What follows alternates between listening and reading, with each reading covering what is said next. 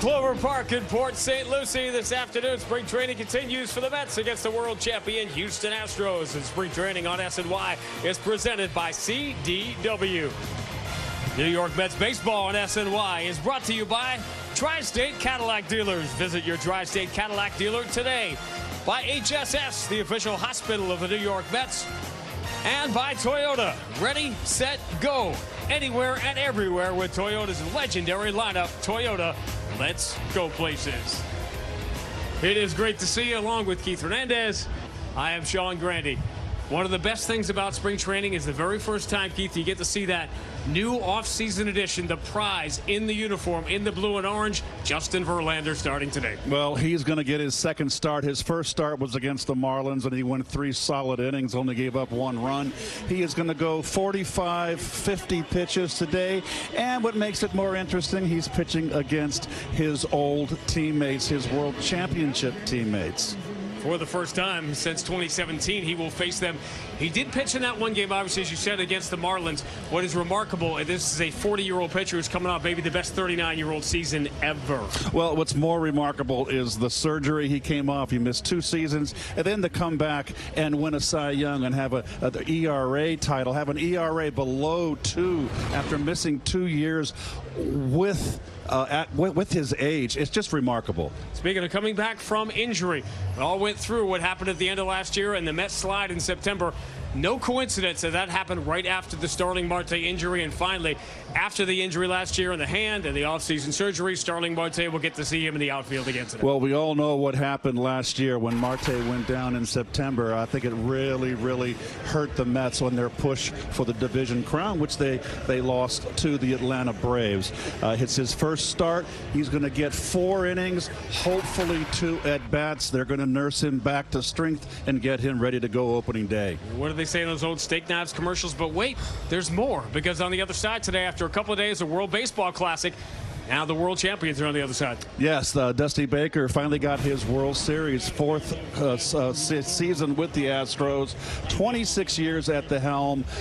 You got Bregman in the lineup today. Their newly acquired Jose Abreu at first base from the White Sox. The big power bat. So this is a ball club that is, I think, picked to win again, which would be remarkable. It's not easy to repeat. What else could you want on a Friday afternoon? Justin Verlander and the Mets against the world champion Houston Astros coming up on SNY. New York Mets baseball on SNY is brought to you by CDW. Buy your local Ford stores. For current offers, visit buyfordnow.com. And by Spectrum. Visit SpectrumMobile.com to switch and save nationwide. 5G included. Restrictions apply. The MLB Ballpark app will complete your next visit to Citi Field. Buy and manage game tickets, redeem offers, access exclusive content, and much more. Download the MLB Ballpark app today. And today's pitchers presented by Toyota. Yeah, one name dominates at the top of the list. Probably about 45, 50 pitches for Justin Verlander. Sam Coonrod is the guy we'll be watching as Buck Showalter tries to figure out that back end of the bullpen here in less than 3 weeks to go until opening day. Well, it's all really happening off of Cy Young and a world championship that Justin Verlander won for that guy. Dusty Baker on the Astros on the other side. First pitch is next. Throughout the 60-plus year history of the New York Mets, some of the best ever of their particular eras have taken the mound for them. Justin Verlander's on that list. Well, look at those numbers last year. You know how hard it is, folks, to win 18 ball games in today's game for a starting pitcher with so much emphasis on bullpen. That is extraordinary. To me, back in the 60s, that would be like a 25-win season. Justin Verlander facing some very familiar faces. The minor leaguers talked about what a great role model he was. Mauricio Dubon swinging at the first pitch. Lower that deck, waiting for it. We'll grab it for the out. A little better start already than yesterday when Jose Altuve put the first pitch over the left field wall. And here is a lot of familiar names, given that the WBC is going on, given they've got the injuries to deal with, and most notably with Brantley. You got Bregman today and Abreu, a huge free agent signing, and David Hensley trying to make this team. We'll be talking about him, and Jake Myers looking to carve out a role for himself in center field. Well, this was an Astro team that just breezed through the playoffs, the American League playoffs, and then won the World Series in 6.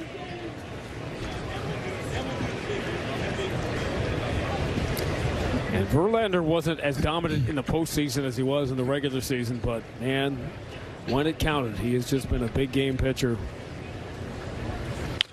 Well, they spotted them, what, the 4 or 5 runs early in the last start. And I tell you what, Philly, that lineup made him work. And I watched, and he was throwing some pitches up there, and they were fouling him off, not chasing. They really made it tough on him in that game. He had to battle his way through. 2-1 catches the corner. So, yeah, that other guy was pretty good, too. Yeah. Tom Seaver's Rookie of the Year was in 1967. Won the Cy Youngs in the 70s. I think that was the first time. I think I was 5, but my first heartbreak in life at 5 years old, Tom Seaver getting traded. Oh, well. My parents had to break that to me. That was stunning. But as Verlander racks up another strikeout, he's been really good in his first start. And once you go to the Mets defense, and I'll tell you how we all redeemed it for Mets fans a few years later.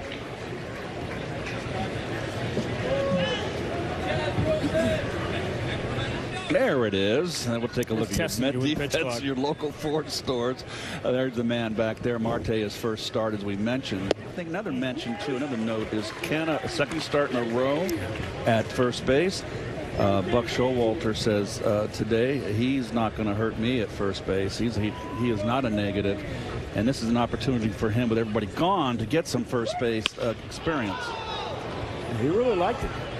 He liked Canada at first base yesterday. Happy to have him out there again. Easy play for Stewart, and an easy 1-2-3 inning. Welcome back to the pitch clock. So this was pretty interesting after the top of the first. Stevie Buckner, the crew chief, and Justin Verlander. You may have seen there was one sort of disengagement on the clock in that first inning. And this discussion, you know, Max Scherzer's already had 3 starts here. Justin Verlander, this is just his second start, and he wants all the information he can get. And as he should with the new rules, just to make sure they're on the same page. This is what spring training is all about.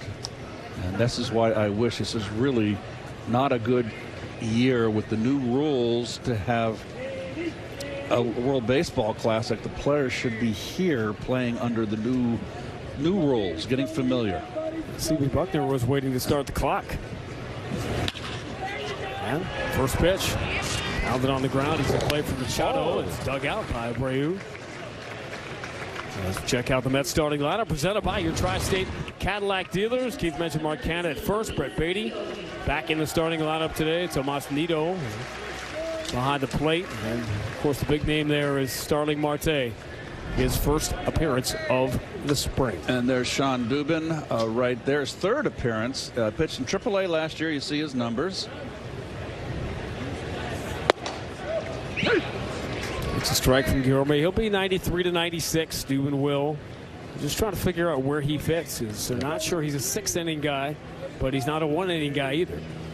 Could be in for a long relief spot as Dusty Baker puts his bullpen together. So no shifts today. Yesterday, the WBC, they're not going with the shift rules or any of the new rules. That's probably as far over up the middle as you can get. There's that imaginary line straight up the center of second base. Just a straight line from home plate right out to the 405 in center field. You can't get over that line. And then you see the clock in the background. It's just one of, what, 5 clocks. I don't know if there's 5 here in the season. There's going to be 5 timers, I guess you can call them. Guillorme goes down on strikes.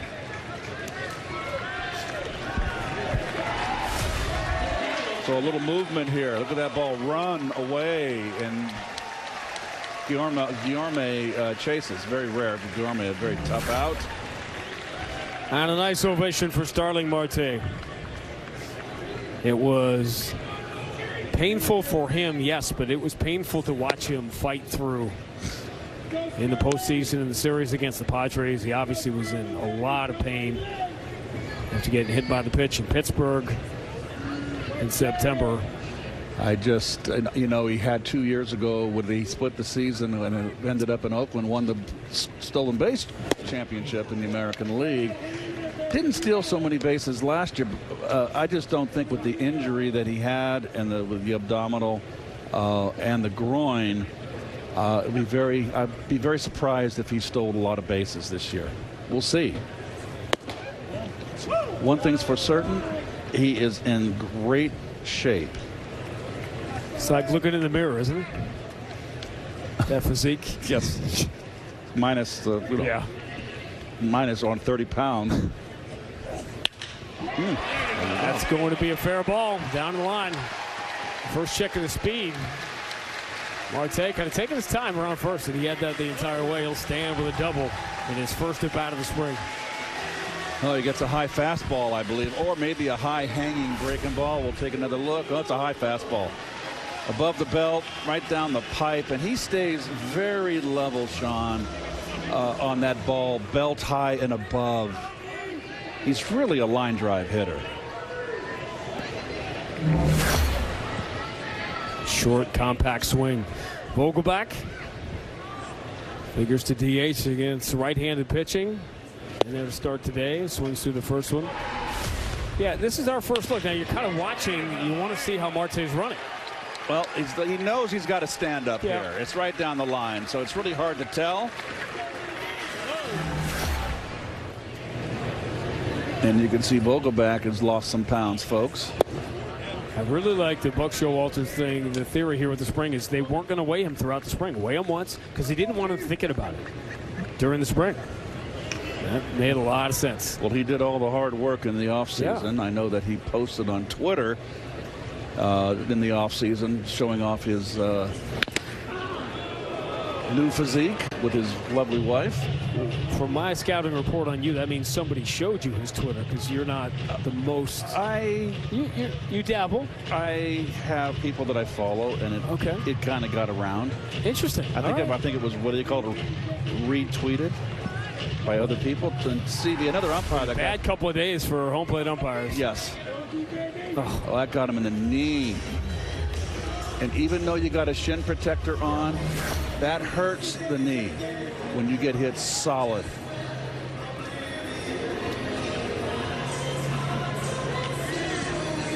No way to prep for this. Real time.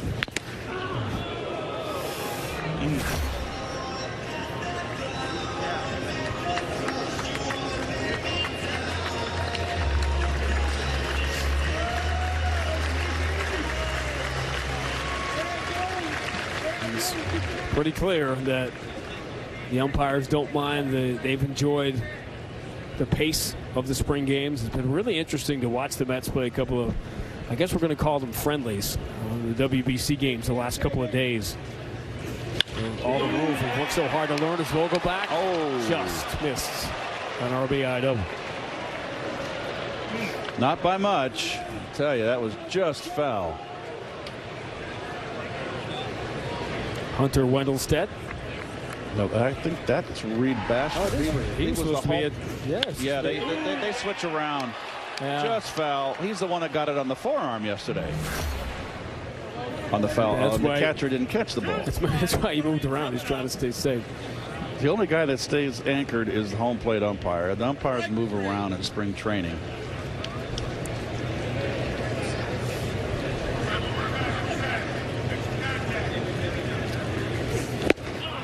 Vogelbach swings through the 1-2.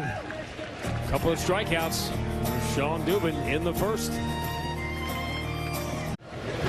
How's this for a marquee matchup? Verlander against Alex Bregman to lead off the Houston second.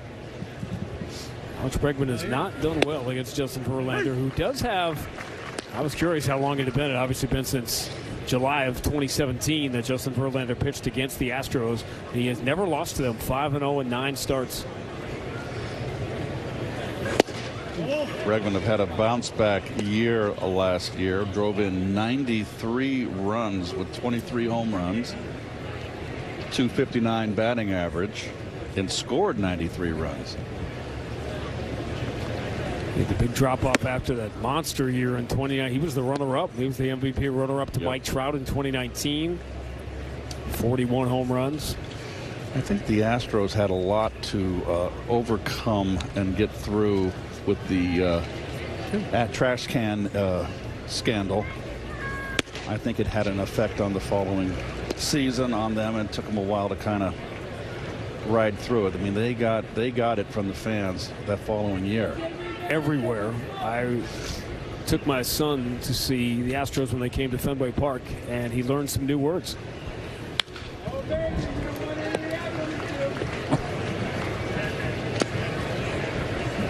And the duality of the Astros playing the heel, playing the villain around Major League Baseball, the duality of that with everybody rooting for Dusty Baker to finally get one was really fascinating as last year went along.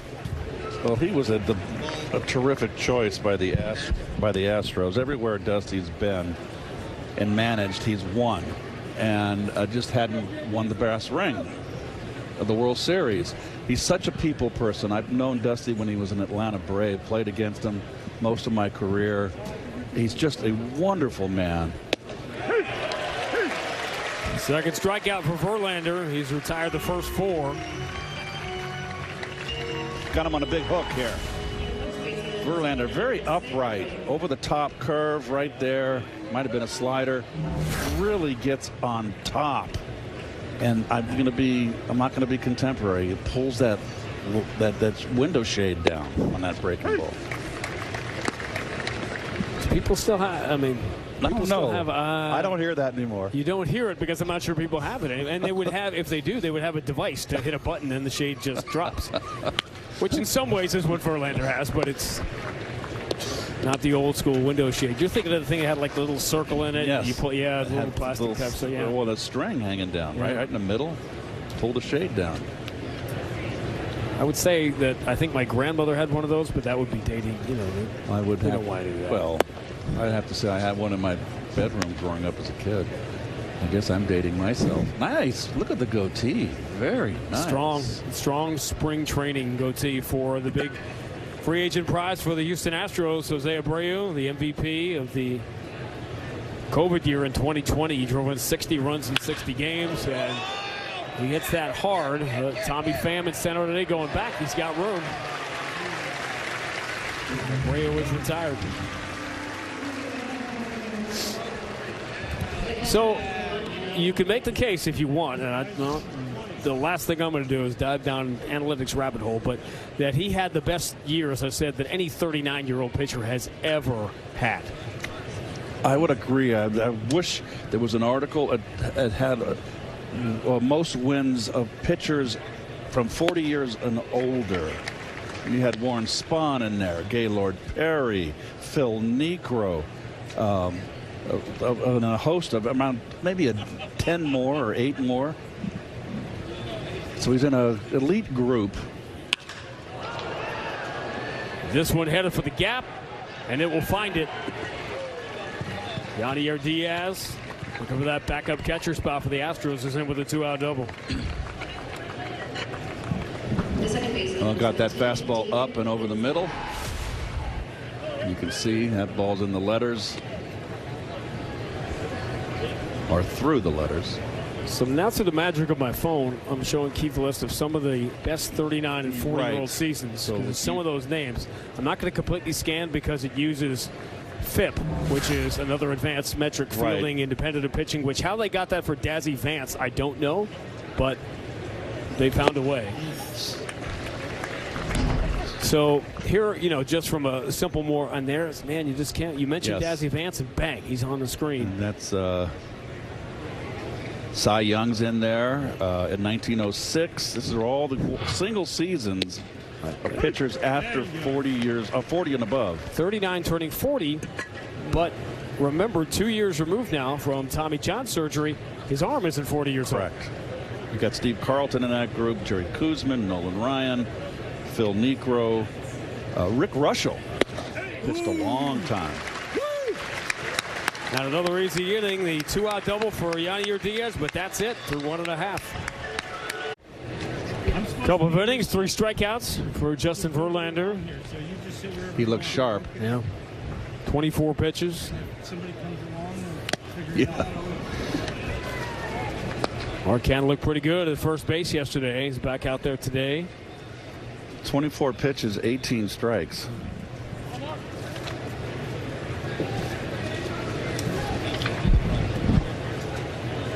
It's 3 scoreless Saturday against Miami. This is going to drop in front of Myers. Leadoff single here in the second for Mark Canha. Bobbleheads, fireworks, jerseys, and more. There's something for everyone in 23 with 23 giveaways and 12 theme nights. For info and tickets, go to Mets.com/promotion schedule. And I don't want to oversell it, but I'm going to say 3 words. Howie Rose bobblehead. Oh, I got to have one. Is he going to have a book in his hand? It's all, I have seen it, and it is a stack of books. Yes. Next to Howie. Well, he's seen a few of those, put them in the books, and verbally expressed it. Here's a kid I like right here, getting a lot of opportunity this spring. What's that they say, a spring and a young man's fancy turns to love? There's a lot of Mets fans falling in love with this swing over the last couple of weeks. I kind of fell in love with it. Well, that's an exaggeration. I fell in deep like of his swing last. You're not ready to commit to the Brett Baty swing. It's too early in the relationship. I get it. He's got a natural fluid swing. I love the way he stands in the box. He stays in, and what I saw last year against left-handers, he's going to hit lefties. He stays in. He doesn't pull a shoulder off, and I just think it's got tremendous upside.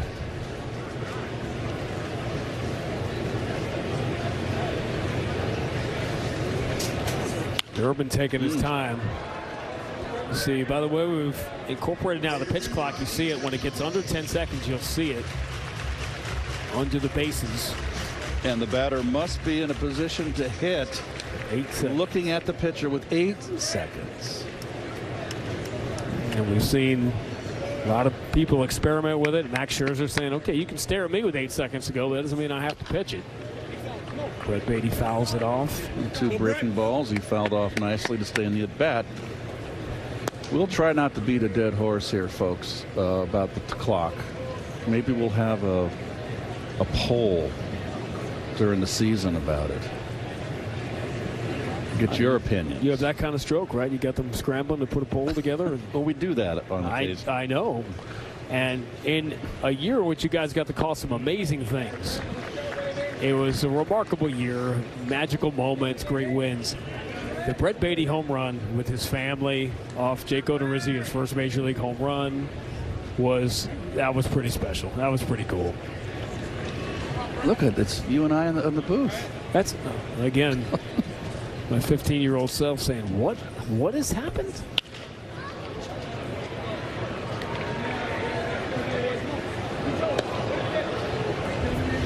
I can remember when I was young, invited to camp, and didn't get to play as much as this, but boy, when you get up against the first time. I remember I faced Louis Tion in Winter Haven when I was 20 years old, 19 years old, an invitee. And that was a little intimidating. Runner goes, ball 4. And the Mets have the first 2 on here in the second. If you are too young to remember Louis Tion, YouTube it, Google it, because he had a delivery the likes of which you never. I can do it here, because he would come over here, and then he would come all the way back. And how do you prepare for something you've never seen before? In 1968 was the year of the pitcher. Louis Tion was with the Cleveland Indians, and he had a year of was phenomenal. I think he won 26 games, only lost like 4 or 5. And he lost the Cy Young because Denny McLain won 30 games with the Tigers that year. Imagine winning 30. And again, you're talking about the year of the pitcher. That was the sea change year. Maris and Mantle hit all the home runs in '61, so they raised the mound. And then the era you grew up, you're watching these dominating pitchers and the Sandy Koufaxes in the 60s with the higher. I mean, they didn't need help. Bob Gibson and Sandy Koufax, and they got the higher mound until 1968. The scoring got so low. that a change was demanded. And that, if that sounds like an ancient story, well, we're talking about things like pitch clocks and new rules, because eventually the game sort of demands some kind of reset or adjustment. My 17 years, well, actually 16 years in the National League, the high mounds where I thought they cheated was the two best pitching staffs in the National League, Dodger Stadium and the Houston Astrodome. They were high mounds. Tommy Pham, who could use a break, gets this one just inside the line. Canner rounding third, he will score. Tommy Pham sliding into second with an RBI double.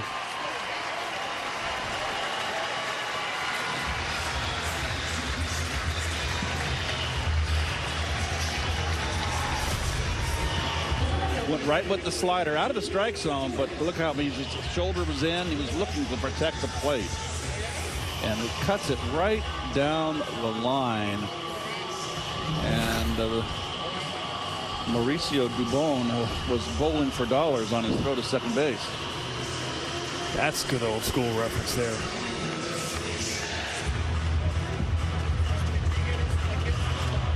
Justin Verlander has his first run as he'll return to the mound with the lead. Tommy Pham had been 2 for 19 in the spring. Just needed one of those to get in like that. Looks like the Astros are going to play corners in.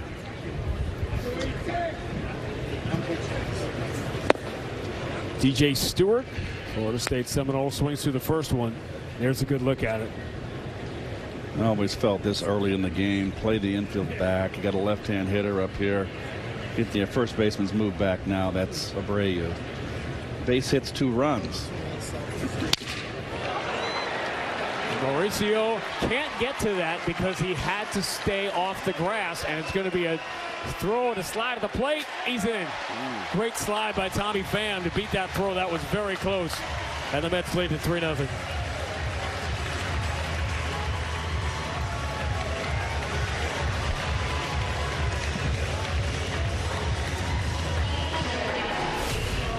Well, a little dork here, and guess what? It's got 2 ribeye steaks all written all over it. You'll take it.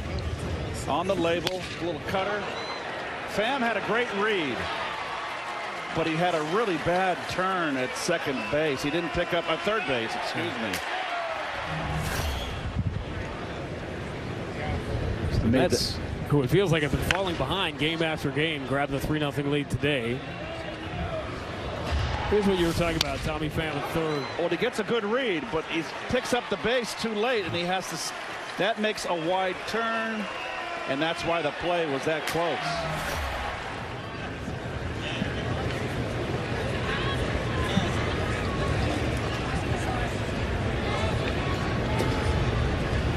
Tomas Nido. So Omar Narvaez yesterday playing for Venezuela. I got to feel that Tomas probably was Tomas loves it here in New York and loves playing for this team, and he loves his teammates. And I got to believe he was a little bit worried in the offseason that he could be possibly traded. But the Mets love him. He's a great defender, great arm, works well with the pitchers. And you know what? He gets his clutch hits. And now you've got Narvaez here, which gives them really a good platoon, a left-right platoon behind the plate. And I get it. You can't stumble through the interwebs without reading something about Francisco Alvarez. But is he ready to catch at the major league level? He's going to play in the split squad game later today. Caught Max Scherzer here against Nicaragua the other night. Well, if you look at you look at Mauricio at the shortstop, Beatty, Alvarez, they haven't got a lot of time in the AAA, and they're young. So they're going to get seasoning down there. That's my feeling. And I think they need to. I think they need a full season of AAA under their belt. They're all young in their early 20s. Why rush them?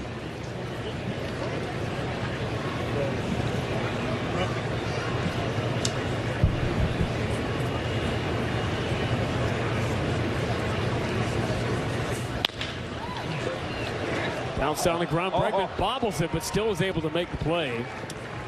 to cut down Stewart, the lead runner. He had a play in a spring game a few days ago. I'm going to show it to you, Keith, during the break. I want to find it. He bounced the ball to second base. Bounced it on a similar play to this. Well, good recovery right there. That had E5 written all over it.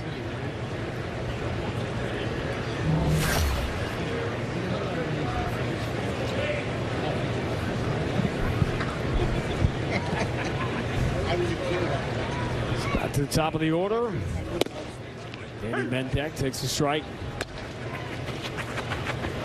Back in his first game the other night against Nicaragua, come back off the ACL injury, and it's a brutal collision playing second base for the White Sox a year ago.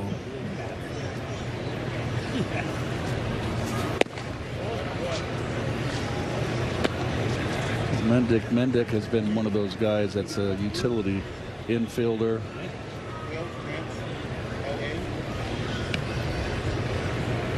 Runs well. That's the first throw. We got to pay attention. It's going to be a lot tougher for the announcers as well as the umpires. Well, the lost art of storytelling, right? You better learn to, like everything else in life, be concise. In a TikTok world, you better learn to adjust. We have to verbalize like Hemingway's prose. And instead, you're going to have to choose writers with shorter names than Hemingway. Yes. You got to choose your syllables.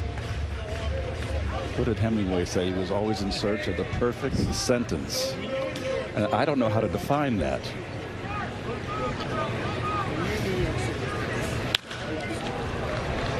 Late swing. This is going to end up back in the crowd. Vin could always do it, right? Like because he was the best to ever do it. Vin Scully would tell a story, and the inning would always end as soon as he was finished, as if the baseball gods were watching. There would be a grounder to third. It would turn into a double play, and that's the time I went ice skating with Jackie Robinson. And then the inning was over. It was beautiful.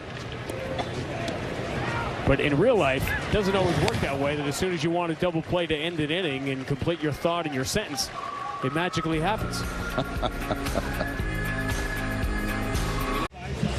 Third inning of work. Justin Verlander. After 2 scoreless, Mets get 3. An RBI double for Tommy Pham and a 2-run single for DJ Stewart in the bottom of the second. And Justin Verlander's only thrown 24 pitches. So he's on a pitch count of 45 or 50, depending on how arduous the innings are for him. But he's just breezed the first 2. Dixon Machado, 31 years old, Venezuelan. Played parts of 4 years with the Tigers and then was out of the majors for a couple of years. So he came back to the Giants a year ago. Gets a good bat on this one. Tommy Pham, long run, won't get there. It'll be a hard hit double to lead off the Houston third for Machado.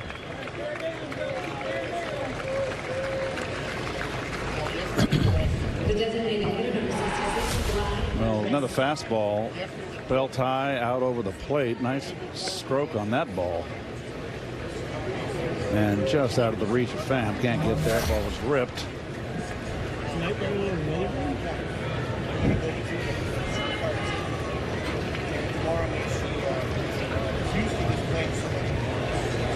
Verlander gave up 2 hits against Miami and 1 run in 3 innings on Saturday.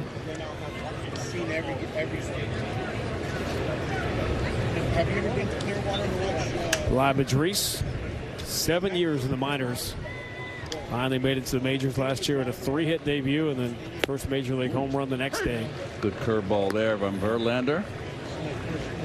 Haven't seen him throw his changeup today. There was an article that he went in the offseason and talked with Nolan Ryan about. I remember when Nolan developed the changeup.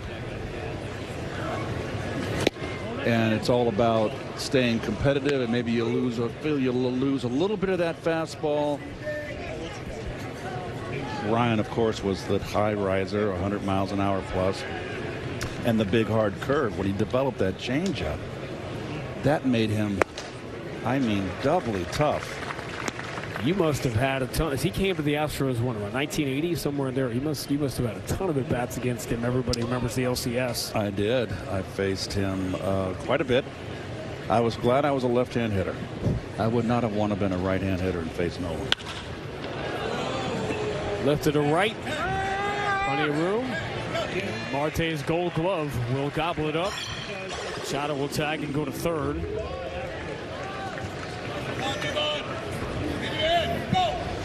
Following up the 39-year season, there's something else here at play with Justin Verlander. You almost don't want to say it out loud, but we already arrived at the era where we've seen the last 300-game winner? And if not, Justin Verlander sitting at 244.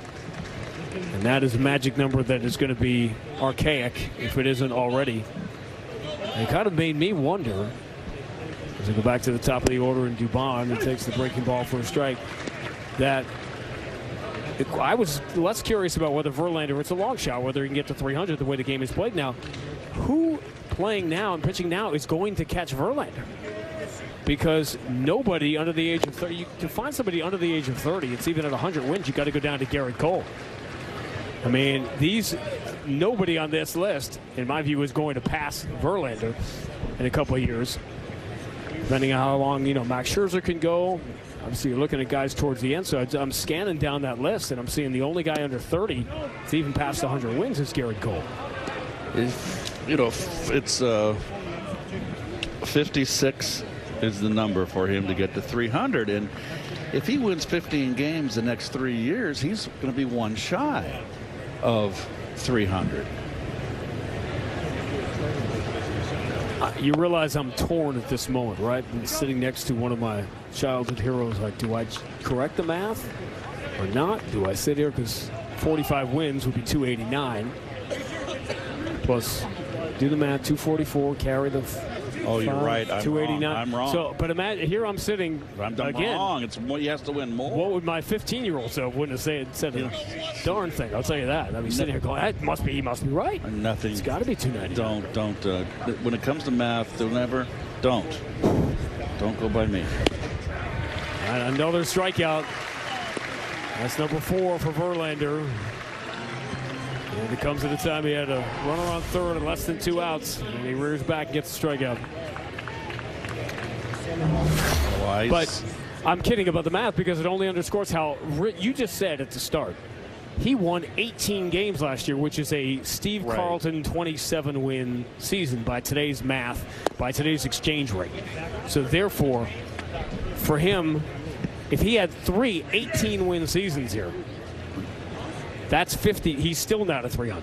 Yep. So I did the divided 3 into 46 instead of 56. That was my mistake. I mean, it's not a. Listen, I don't think I could do the New York Times crossword. I can't compete with this. So it's 18.7 wins the next 3 years for him to get to 300. So imagine how difficult that is. And so what it made me think is, okay, who's going to catch Verlander? Even if he falls short, even if he ends up at 285 or 290 or some crazy number like that. Is there anybody out there now that's going to even get to 290?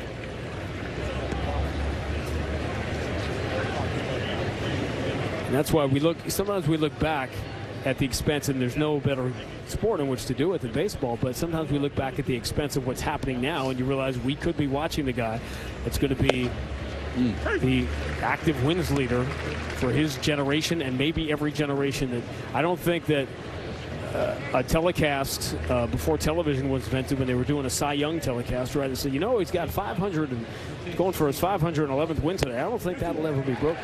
But now you can look at Verlander and say, I don't think anyone's going to catch him.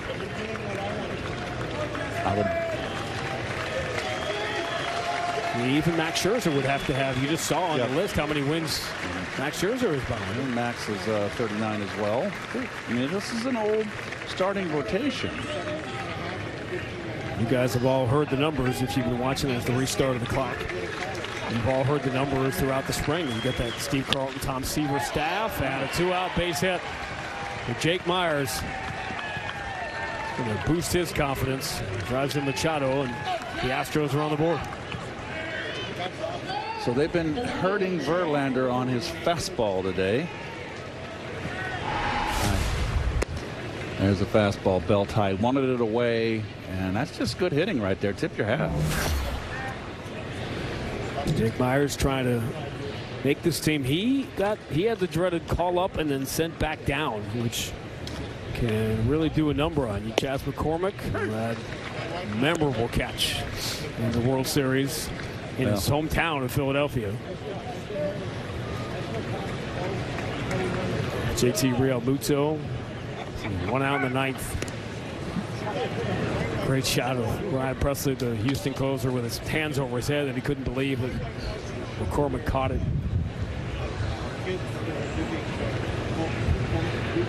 Well, this could be the end of Justin Verlander as we creep into the 40s now. Runner goes as McCormick fouls it back. He recently, in the offseason, McCormick recreated the catch at his brother's wedding. It was like the centerpiece of the wedding ceremony was him recreating the catch.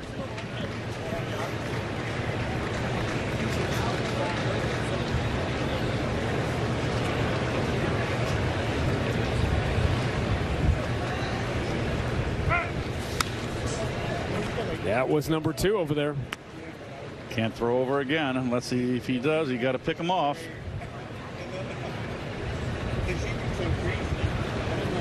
Myers not taking a particularly big lead.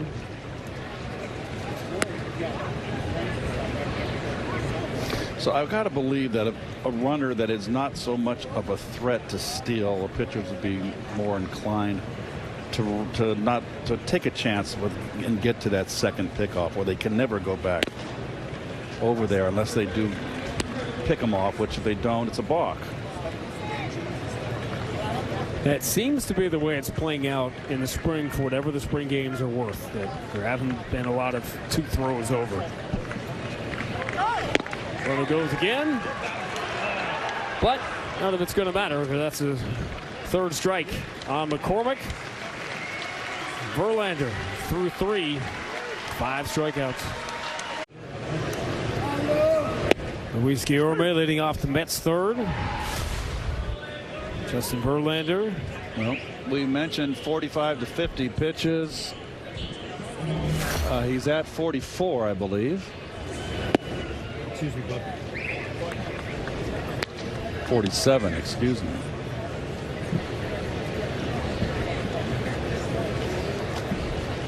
I didn't realize the booth was so Ronnie dependent on math.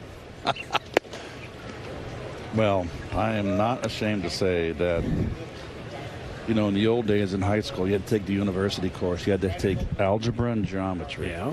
And I just got by. I got C minus. Just wanted to get through it. It was never one of my favorite subjects. This is where I probably learned a lot of math. Like you learn how to do batting averages and calculate ERAs, and it's what I did with my son. And he thought he was doing baseball stuff, and I was sneakily teaching him math. Oh, funny bounce on Abreu. Bad hop. Guillorme will get on and lead off the New York 3rd. You got to believe that'll be scored a base hit with be. a bad hop. But you got to do a little gardening there. First base, because a lot of the activity is at first base. And you can see the up hop there. You always got to do a little gardening around that bag because there's so many runners that are get their cleats and get a divot. You always got to cover those divots up.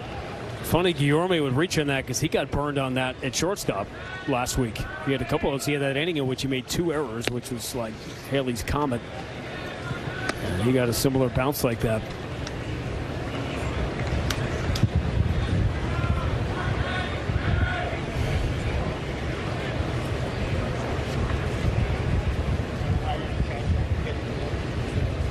Dubin, University of Buffalo. And that is a high drive, deep left center field, and gone. And what a return for Starling Marte. A double and a home run in 2 at-bats.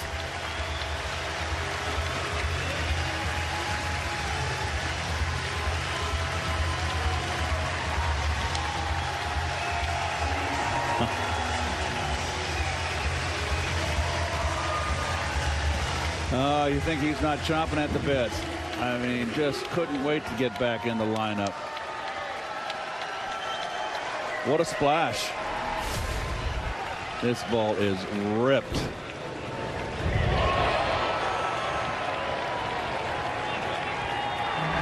Well, there's your 2 at-bats, Buck Showalter. Come for the Verlander start, stay for the return of Starling Marte. Wow! Oh my God!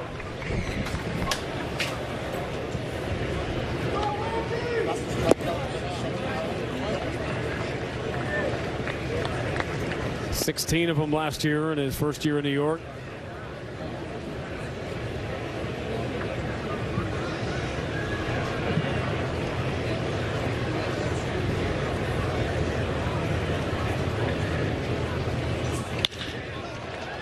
Vogelbach hits it hard.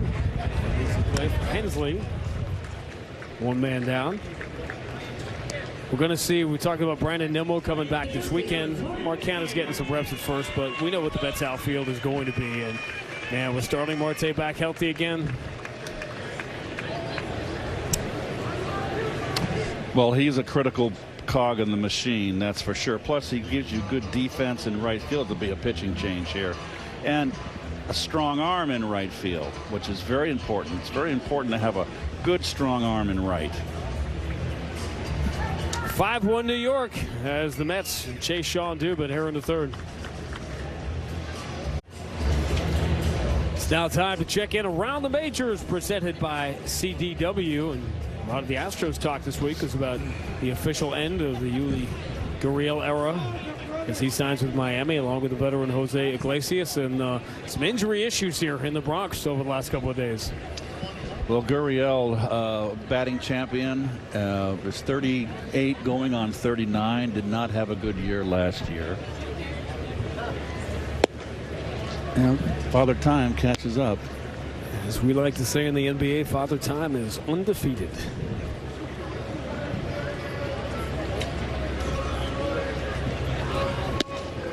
Around here in the Max Scherzer, Justin Verlander world, he's getting a pretty good run for his money.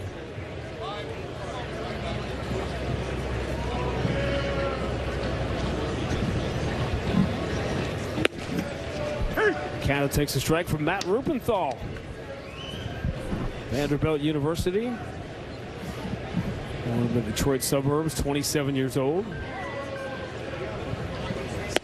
Spent most of his time in AA Corpus Christi last year. And the axe handle right there, like Pete. Alonso uses that handle.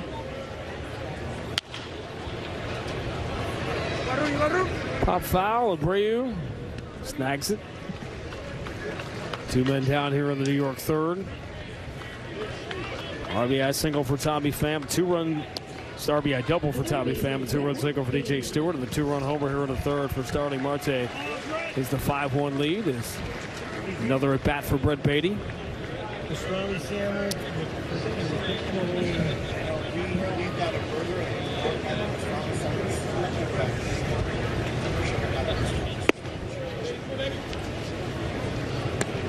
There's your similar defense that we saw earlier with the shortstop as far up the middle as he can go. Cannot go across the other side of the bag.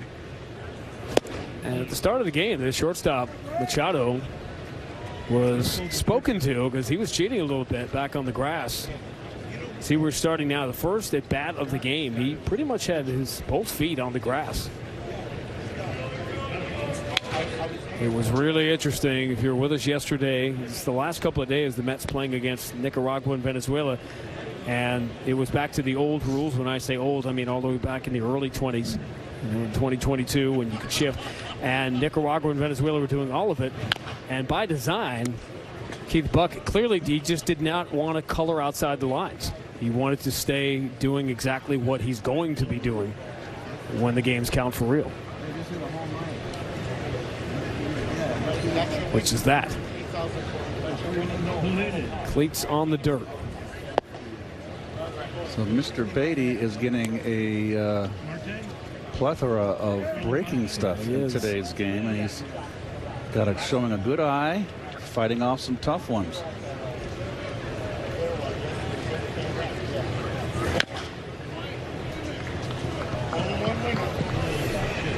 We were sort of, reports of Justin Verlander's afternoon being over may have been greatly exaggerated. We have another pacer like Mr. Scherzer. Good pitch. Oh, right on the inside part of the plate. Justin Verlander headed back out for the fourth.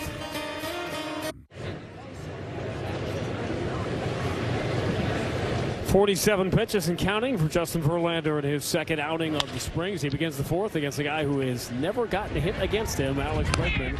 Beatty throws it out of the first pitch. There you go. There comes Buck.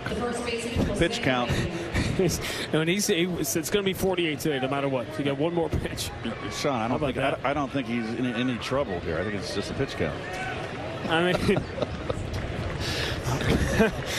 a little out of the chest. I wonder if Justin's thinking, you could have told me that anytime in the last 10 minutes. He doesn't want to leave. He wants to finish the inning. Get used to this thing. Justin Verlander's afternoon is over. Gary Pettis, former California Angel, third base coach for the Astros, with Justin Verlander last year. Terrific center fielder in his day. He was. And what I have seen of Gary Pettis is a fine third base, aggressive third base coach, one of the best, along with yours truly, not yours truly, you Met fans truly, Joey Cora. Yeah. First pitch strike for Jimmy Yacobonis. So another smile. I want Justin Verlander's probably talking to Buck about, I was in the dugout for 15 minutes and I got one pitch. One pitch. Good slider from Yacobonis. Abreu swings through it. Oh, there's Yacobonis' numbers with the Marlins and Rays. First 3 years in Baltimore. Started a few games for the Orioles, some spot starts a few years ago. Is Gary Pettis still there in '86 with Downing and Gritch and that? I think he group from the ALCS. I think he was part of that team. We thought we were going to California. Yep. So did a lot of people. 3-1 as Abreu is fanned by Yacobonis. 6th strikeout for Mets pitchers. Good slider right there to get.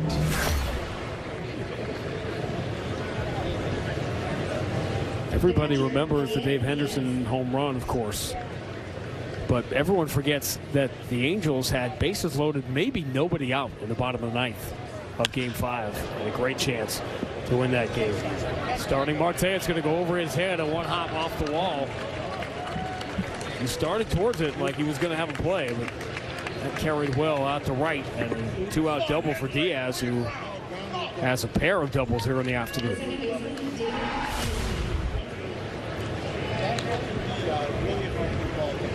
Slider up and out over the plate. Ironically, it's the 2 World Series that I played in.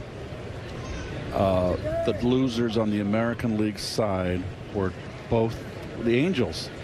Milwaukee came back. Yeah, 82. And came from behind and beat the Angels. We thought we were going to possibly go to California instead of Milwaukee. And the same thing in '86. There is something even more baseball magic about those 2 World Series. This is David Hensley. It was a great story making the team last year.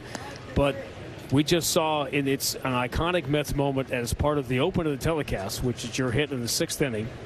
Bruce Hurst to tie Game 7. But 4 years earlier in Game 7, playing for the Cardinals, you were in an almost identical spot. Yes. Down. That was it. Maybe 3-1. We were down 3. Whatever it was. It was. One was 3-0. And one was 3-1. But it was amazing. Yeah. I forget. It was the 7th inning, I believe. Right. Late. It was off Bob McClure. I grew up with Bob McClure. Played Little League with him. Went to my freshman year in high school with him until we moved. When no pitchers wore strange numbers, he wore the number 10. Marte shading his eyes. He's got it. Safely nestled in that gold glove. The 2-out double for Diaz. Hensley is retired in the bottom of the 4th. 5-1 Mets. We're out of the bottom of the fourth, and I want to tell you, I've become a big fan of the Mets pod the last couple of weeks. Connor and Joe in the latest episode discussed the Quintana injury. We will as well, and a huge opportunity it opens up for David Peterson on the latest episode of the Mets pod. Subscribe and listen wherever you get your podcasts. 1 pitch, 1 down for the new Houston pitcher, Ty Buttrey. Oh. Look what I found. Yeah, well. Baseball right there. Tommy Pham drills that and gets retired. You see the numbers on Ty Buttrey, who was actually up with the Angels 3 years with the Angels before going back to the minors last year. Tommy Pham had a little squib double down the line his first time up, and this one he hits hard right into an out. They say it all evens out. I disagree. That's what you say after you get the squib hit. I think say it evens out. I was owed that one. The good hitters, it doesn't even out. The 230 hitters, maybe. How would you know what a 230 hitter is thinking? You know, I used to have nightmares of hitting. If I ever hit 230, it would be a nightmare.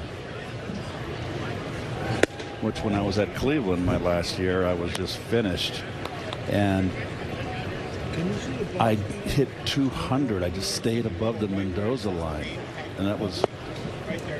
When the season was over, I breathed a sigh of relief. I didn't have my last year, ball 4 right there on the interstate. You know that Mets fans don't know what you're talking about because they don't acknowledge that you played in Cleveland. They have erased it. There was that movie, that Will Smith movie, where they shoot you with the gun in the head and your memory is erased.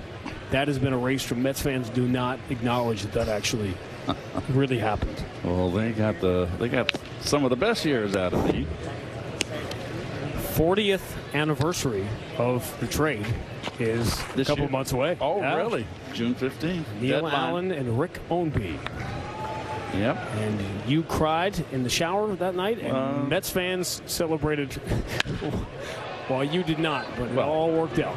Well, I didn't. That wasn't. Oh, that ball's carrying. It was carrying. We saw the one that Marte had trouble with, and it is carrying out to right, and Stewart, who had to hold up, just does get into second because he thought that was going to be caught as well. It's a long, long single for Dito. Well, he's got to be halfway here, more than halfway. Where he's at right now, and he's way too early when he broke back to the bag. He saw Myers go back on that as if he was going to make an easy play. So that's a long single. And they are calling that a hit. And on the first pitch, this one's going to drop in. And this time Stewart gets a good break, and he will score easily, and the Mets lead 6-1.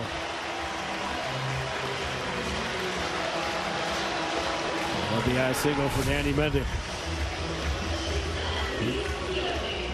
Oh, it's kind of shattered his bat a little bit there. Got in on him, but he stayed level, muscled it out into right field. Nope. Good read by Mendick. Stewart, excuse me.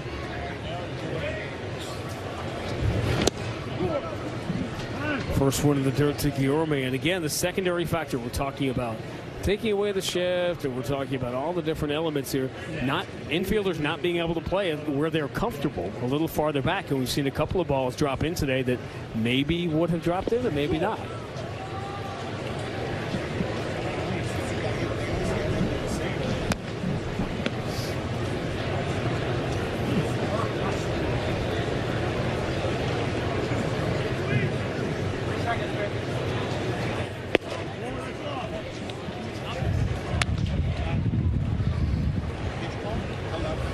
Guillorme, 1 for 2, struck out in the first. Here's Sean Dubin, singled and scored in front of the Starling Marte home run in the third.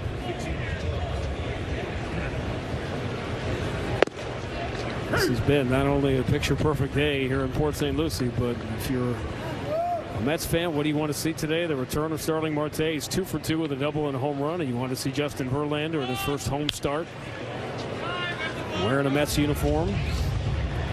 He goes 3 1/3. He was asked after the first game pitching against the Marlins last week as they will advance the runner to second. What was the call there? They call a balk? We didn't get or was it a clock? See, we're learning. We got to keep our eye on this. Yeah. I don't know if it was a clock or a balk call. And again, the signals are going to have to be sort of demonstrative and defined, and everybody's got to learn them. So Mendick goes down to second, not to mention a whole new element of what to write in your scorebook. All right, keep an eye on the second base umpire.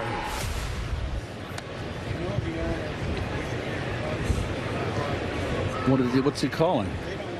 That's a late call. It's a very late call. If it's a balk, it's a late call. It's possible maybe he was waiting for C.B. Buckner to call behind the plate, and when he didn't. I wish I would know what the clock was, which we're going to go back and find out. Because if it is the clock, then that's why it's a late call. It's not the clock; it was a balk. Okay. See, we're so geared up now for everything new that we forget about these old-fashioned balks. It's going to require us guys up here to really pay attention. There's the clock, so plenty of time. So I guess he didn't stop. Yeah. But really a late call.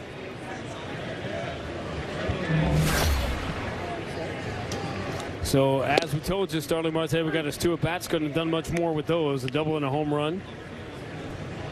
Welcome back. Brandon McIlwain will hit for him with 2 on and 2 out. Here in the New York 4th.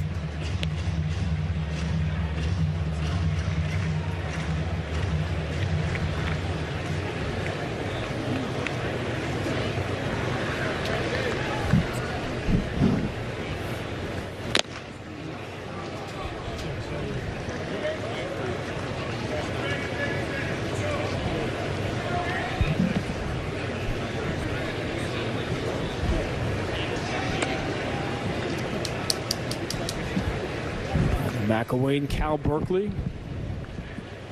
Oh, it was a Golden Bear. Yeah. Your neck of the woods. My brother went to Cal and played baseball there. Was that ever something you considered? Oh, if I wasn't going to get a bonus money, I was going to go either to Cal or Stanford on a baseball. They wanted me to play football too. Stanford did, and they had me down at spring practice. Plunkett was the quarterback, and all the linemen came and shook my hand and said hello, and I went, "Oh my gosh, I'm not playing this game." Guys are a little bigger than I had thought. McIlwain taps out, and that ends the 4th. Mets up 6-1. SNY Play Ball is back, looking to support local youth baseball and softball leagues. If you know a league in need, apply today at sny.tv/playball. A couple more weeks. Port St. Lucie. Mets will stay in Florida, obviously opening in Miami. See Machado leading off the Houston 5th against Sam Coonrod. Former Philadelphia Philly, you see, had a tough year last year.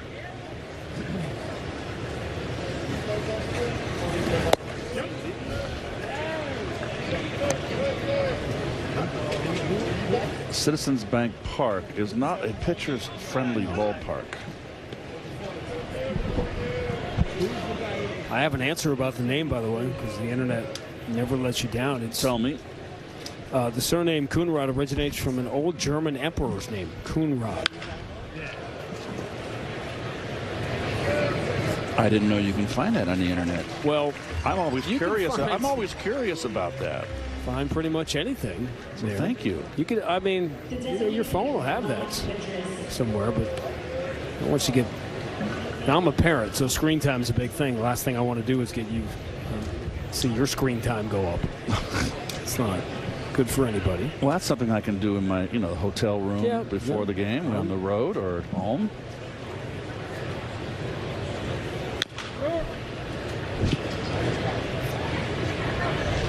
We do have a lot of time on our hands when we're on the road, you know. Listen, I've been doing it for quite, our schedule. In a couple hours, I'll be back to my grueling 3-game-a-week life in the NBA. Bouncing towards first, and kind of watches it go foul. So when you go on a road trip with the Celtics, and let's say it's a 3-game road trip, and you're gone for a week, 8 days, 9 days, do you go home in between, or do you? If I have my son on those days, I will go back in between. But usually, generally speaking, you don't. Teams generally stay on the road, and you're not coming back. Yeah, I figured the team would. It's, it's a different life. Like, your life is 3 or 4 days in one city, but you're at the ballpark every day. Right. We're sometimes in cities for 15 hours. And then it's a back-to-back game, and then you're on to the next city, just like Reese is back to the dugout after the first strikeout for Coonrod.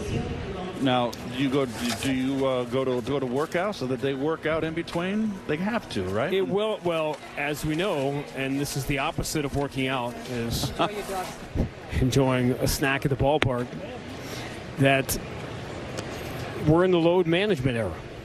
Right, which is really all sports where sports science has kind of taken over as to how much rest there is. So people don't realize in the NBA, you're probably having 5 or 6 real practices throughout the course of the season. Really? If there's 2 days between games, if you play on a Sunday and a Wednesday, are you practicing on Tuesday? Yes. But if there's just a day in between, right? Nope. Everything's about rest now. You talked yesterday about longer games, and standing on your feet in the field for all those hours, and that's what the sports science says is get guys off their feet and rest. And it's coming to, it's coming to every sport. Left it in the triangle, long run from McElway, and he gets there. 1-2-3 inning for Coonrod, and the Mets rolling halfway. Let's take a look at the Mets' upcoming schedule, presented by Delta. TV game on Sunday, back here on SNY next week. Yeah, I've got Sunday. That's a picks. See, I would do it. Again, I'm not going to tell you guys how to do. You guys have the best booth in Major League Baseball. We all know it. But I would include the announcers on that list, since you guys just seem to come and go as you please. I want to know when it's Keith game, when Ron's there, when Gary's back. I mean, right. Yep. No, obviously the way it's going, you're obviously just letting anybody walk in here and do this.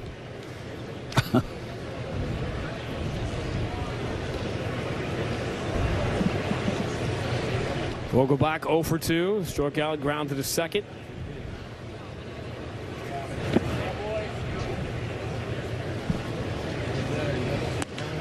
They're playing as deep as they can. Look at the second baseman. And the shortstop. And that's a new shortstop, too, Shea Whitcomb, replacing Machado, who was, again, chastised at the start of the game. Corey Jelks is to the right now. So they're not allowed to stand on the grass. I'd like to take, with the pitch, 2 steps forward, 1 with each foot, and then get square to the plate. On my balls on my feet, ready to go left, right, forward, back. And it just seems like the second baseman in particular is just itching to get out in the outfield grass and then take that 2-step in and wind up on the dirt.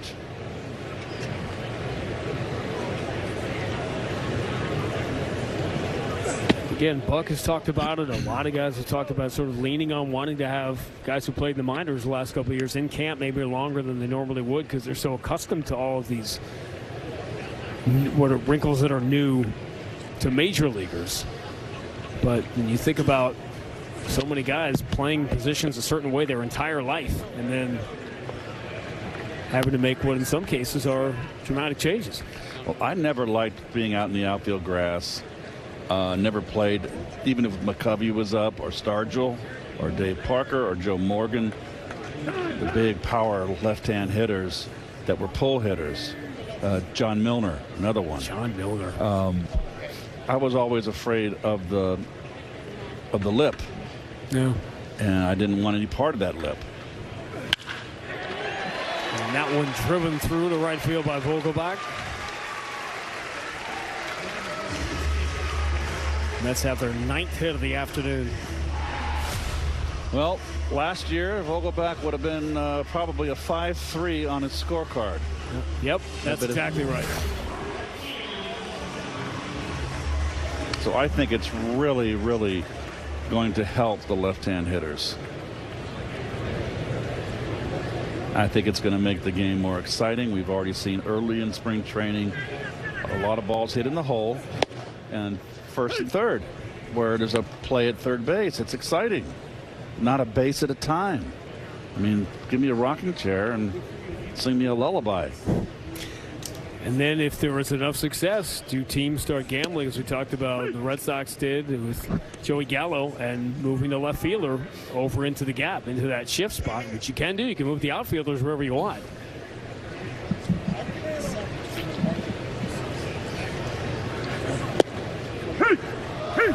Oh, Mark Cannon not happy about that one.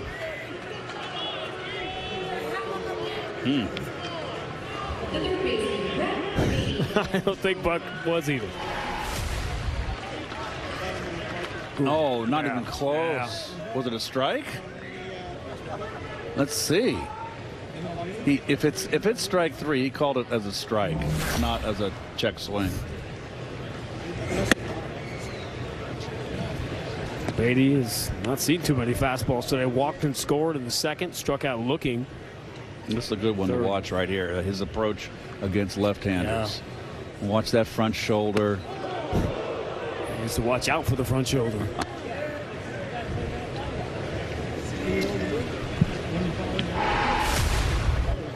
No, that's just a helicopter. You can get out of the way of that. Whenever a pitcher throws a hanger like that, it has no velocity. All of a sudden, see, another low, yeah, you got a big strike zone. That happened quickly.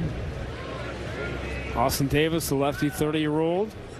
Scottsdale, Arizona, Cal State Bakersfield. Throws that one by Beatty. 2-2. Lost its grip there on that swing. He's really kind of gotten stronger too. Got big arms. Another low strike. Yep, he knew it. That's a good pitch right there. That's a paint your wagon.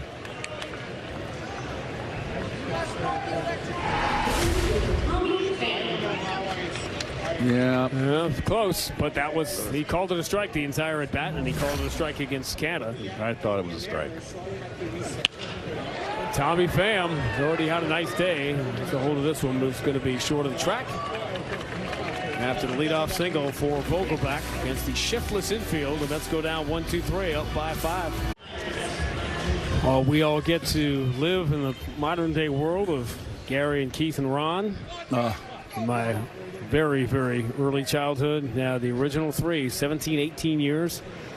Lindsey Nelson, Bob Murphy, and of course Ralph Kiner. Bob almost outdid Lindsey in that shot with his coat, which is really hard to do. Nice. Beatty down to his knees to make the play. That's the second play to Beatty's left. He made one yesterday afternoon. Very nice. Playing deep. Very nice play.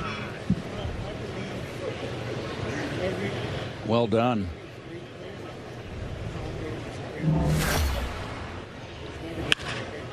Chas McCormick drives this one to right center. And very nearly Fanta's able to make the play, but he has to slide in front of it to hold McCormick to a single.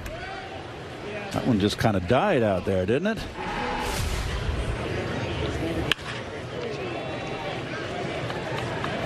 Yeah, it did.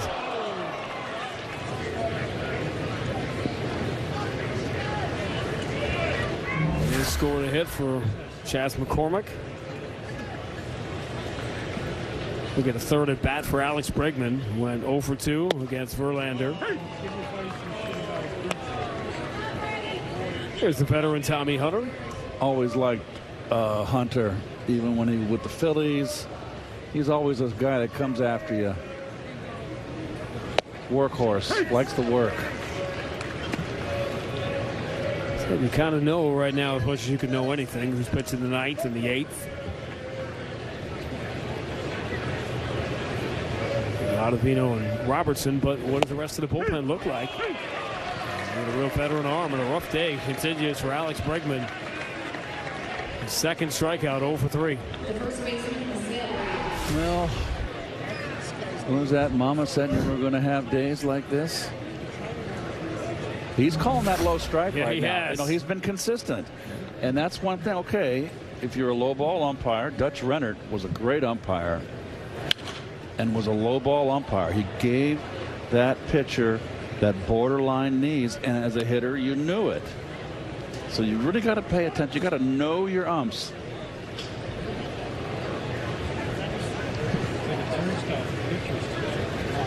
Abreu 0 for 2.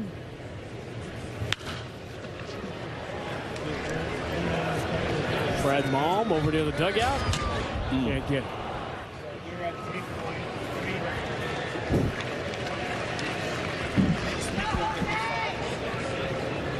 It's a good seat to get a souvenir.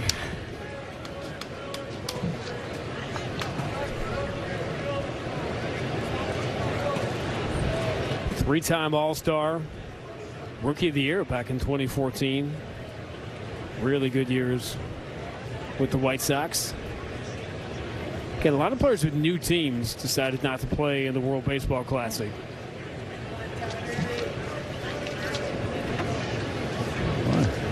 Now the question is, who called timeout? And that's something that we don't know from here, who gets charged with that. This is not going to matter as Abreu goes down. Mets pitchers rolling this afternoon. We got 3 1/3 this afternoon from Justin Verlander. He's downstairs with Michelle Margot. Yes, thank you so much, Justin. This is your first full spring in a couple of years. How'd you feel after your second start? Felt good. You know, just getting back out there and still trying to knock some rust off. And these guys have some good hitters on their team, so to be able to kind of get some feedback for what my stuff looks like. You know, we're still trying to just dial it in a little bit. You obviously know this team well. What was it like facing them? It was interesting. You know, some of these guys I've been with for a long time, particularly Bregman. You know, so in this setting, it's a lot of fun to have that banter and face those guys. A little bit different in season, but you know, I came out on the top today, so maybe I'll give them a call a little later and have bragging rights. My understanding is that you are reintroducing a changeup. Thought process behind that, is there anything specific that you were working on today? Well, it was a really right-handed heavy lineup, so I only threw one. I kind of threw a non-competitive one to Abreu. But you know, it's just a pitch that I've been working on for a couple years and trying to introduce it more. And you know, I don't put in the time and effort for nothing. So trying to implement it in spring training is a good time to get reactions from hitters. So. All of spring training, people keep asking you, you know, why keep playing when you've done so much in your career already? But what is something specific that if you accomplish it would make you feel more satisfied? Oh, man, I don't know. I mean, to win a championship, you know, for this organization, obviously, you know, Steven, Alex Cohen, you know, bringing me here and being very, very proactive with what they wanted, and, you know, to see how much this organization means to them. You know, I think that trickles down to the players, and you know, so I would like to reward that passion and you know, what all they've done for this organization already with the championship. That would mean a lot. What's it been like playing for Buck Showalter? It's been great. You know, spring training is a tough time to really get to know somebody. We kind of have our own routines, and he's got a lot of people that he needs to talk to, and I got a lot of work to do. So the times we have sat down and talked, I've really enjoyed his baseball mind, and you know, it's a lot of unique perspectives he has. Anything specific that you can share that stood out to you?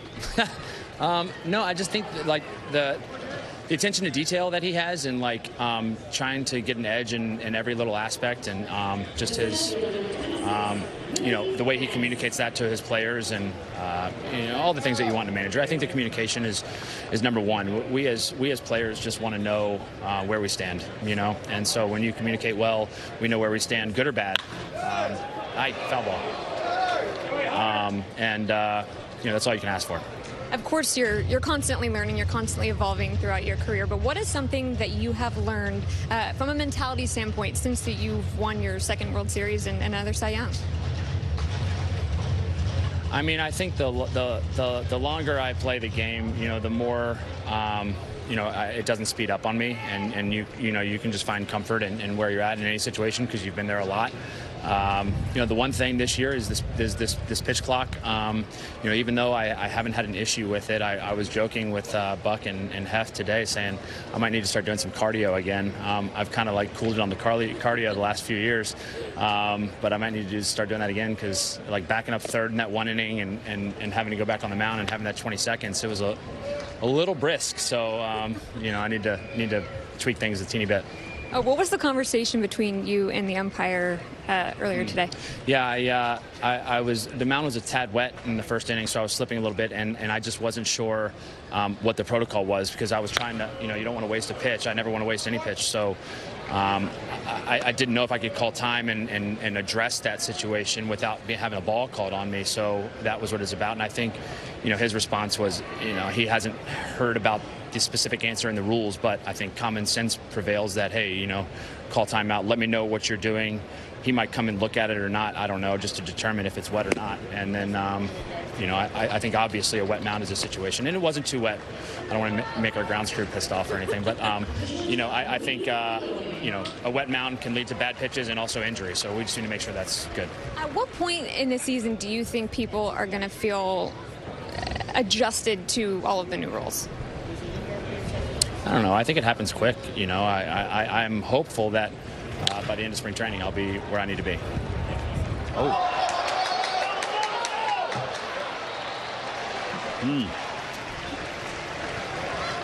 Justin, you obviously have a career full of accolades. What moment have you cherished the most in your career? I don't know. I think top to bottom last year was pretty special. The team accolade winning a World Series was really special for a manager who's never won one and it was the last thing he needed on his resume. He's, already a Hall of Fame manager, but had been so close so many times. So to be able to achieve that with him was something special. And then obviously, coming out on top of that type of season and being able to win a Cy Young on top of that was incredible. Quite honestly, I think one of the things I think winning the World Series game and having my teammates really kind of celebrate that after the game was a moment that I'll never forget. All right, thanks so much for the time. Thanks, Michelle. Appreciate it. Mets by 5. A lot to unpack from that when we return.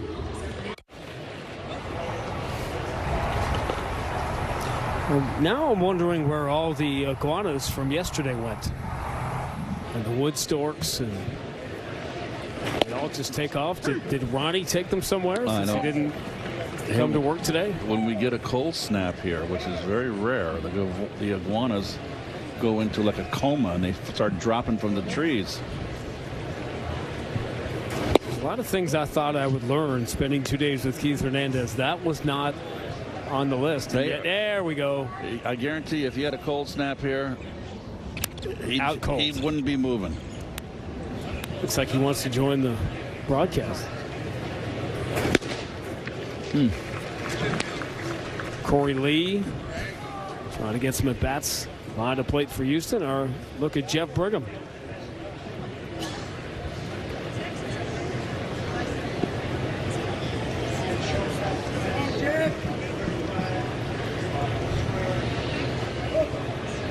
A lot of defense changes and some names you're probably not familiar with. This is a split squad day. Mets and Cardinals will have a split squad game later on tonight.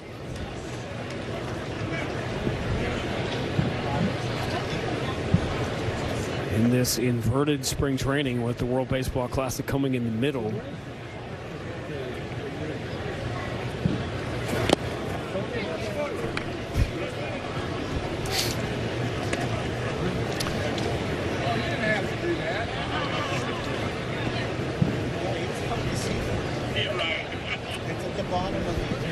Jeff Brigham, 31 years old, University of Washington. It's right behind the pitcher.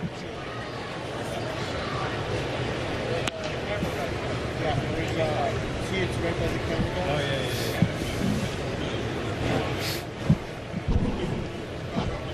yeah. All 4 of his years in Miami, where the Mets will open the season in less than 3 weeks.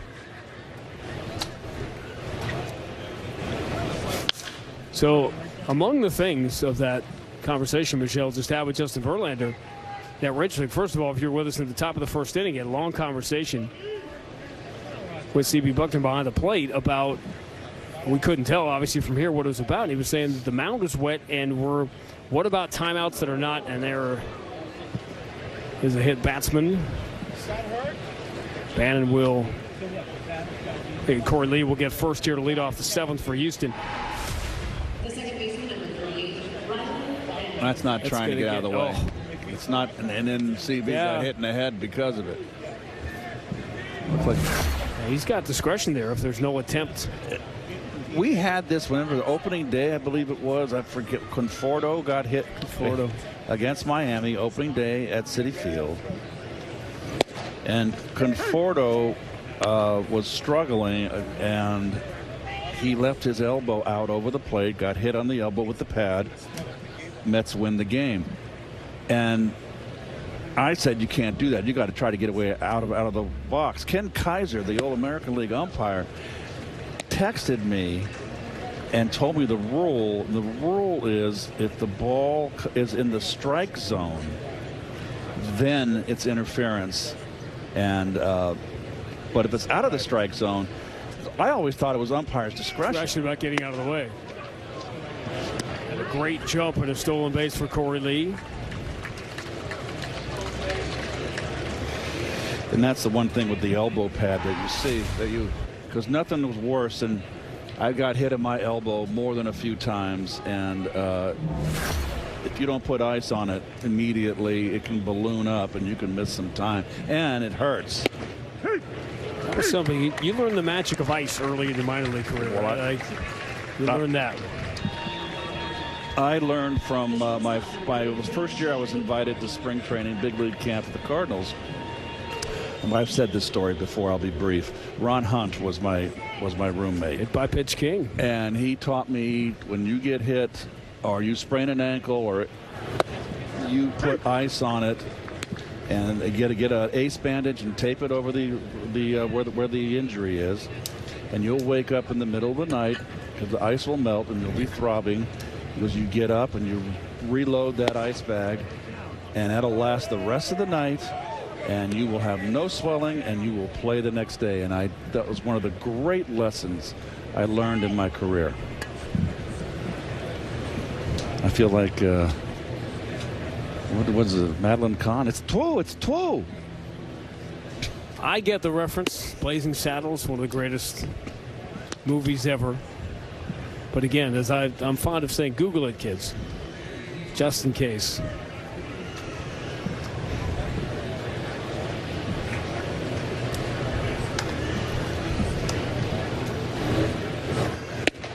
First at bat for Shea Whitcomb.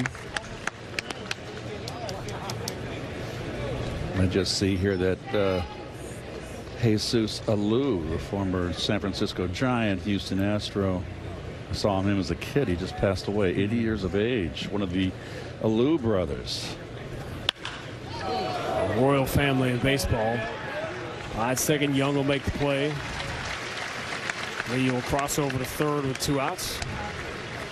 As a matter of fact, when they all played on the same team, it was Matty, Felipe, and Jesus. And one game in the Giants, they all 3 started.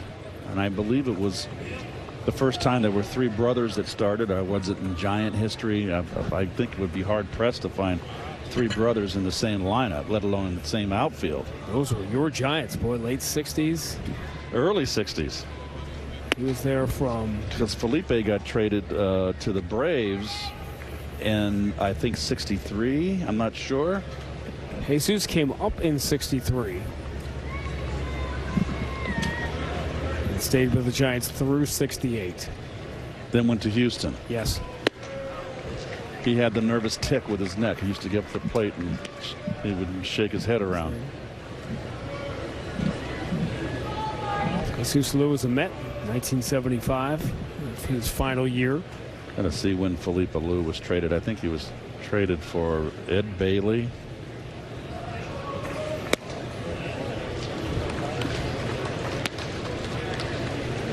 Yeah, a pitcher. I can't think of the pitcher's name. That's similar to the affectation, right, that he had when he came up to the plate. Yeah, it used to drive my dad crazy. I'm telling you, that guy wants to be a star. RBI single for Marty Costas. Cuts it to 6-2. The right fielder, Corey Jones. Well, goes right up the middle with it. Opposite field. Didn't try to pull.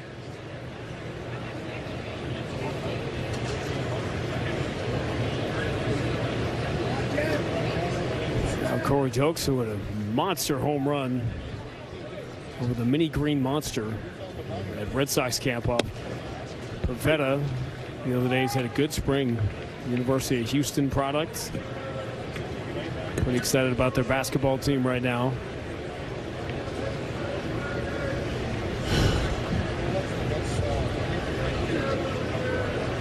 Jokes another guy. We talked about Jake Myers, who started the game in center field for Houston, where at AA they said, you know what, this isn't working, and sent him back down. It's not quite the same as being in the majors, but you are, I guess, to some degree prepared for disappointment when you don't make the major league team. But with Jake Myers, and I ask you, Keith, because you went through it, when you've been there and then you go back, that has to be harder. Yes.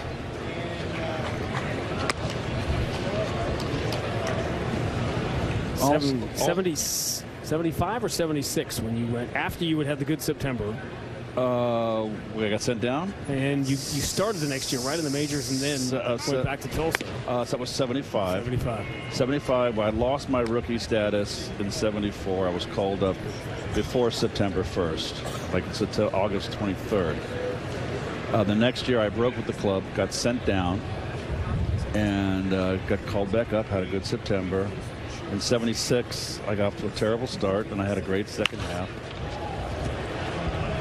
Jokes skies this one. It was called off by Malm, and that will do it. Brigham gets out of further trouble. 7th inning stretch time in Port St. Lucie. Here, Ian's take on where the Knicks will finish in the East. Feel free, I can chime in if you need me to. And when all is said and done, on the putback with Ian Begley, check it out now on SNY's YouTube page. And we're back to the Wood Stork. Back to the Wood Storks, man. Still looking for a college where they can be the nickname.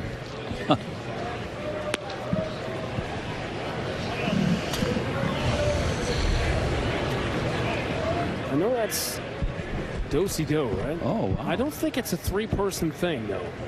This is where they've technically gone afoul. Very flirtatious.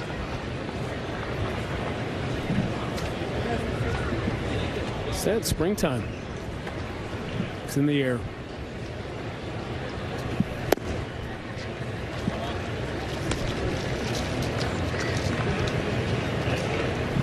Brian Garcia, another college pitcher from the University of Miami.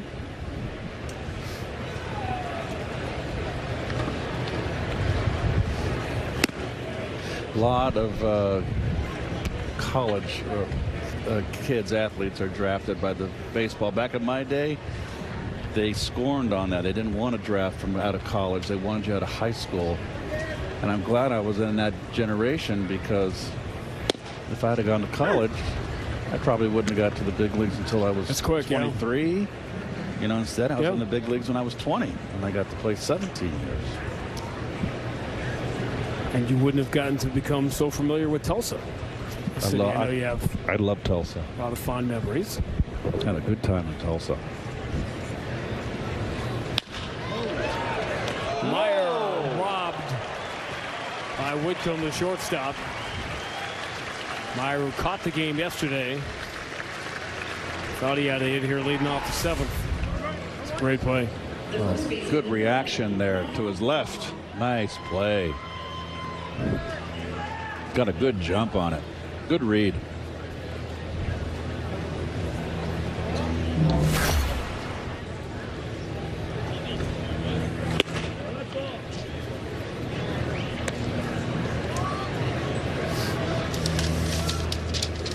Brad Baum hasn't played much in the spring. Getting a little run here, replacing Mark Canha, who started at first base for a second consecutive day. Just joining us, Justin Verlander, 3 1/3, but the day was stolen from him by the return of Starling Marte. A couple of hits in his 2 at-bats, including a 2-run homer in the 3rd. A welcomed return. Marte, so critical for the success of this team. He is just a terrific player. I think he's one of those players that makes everybody around him better.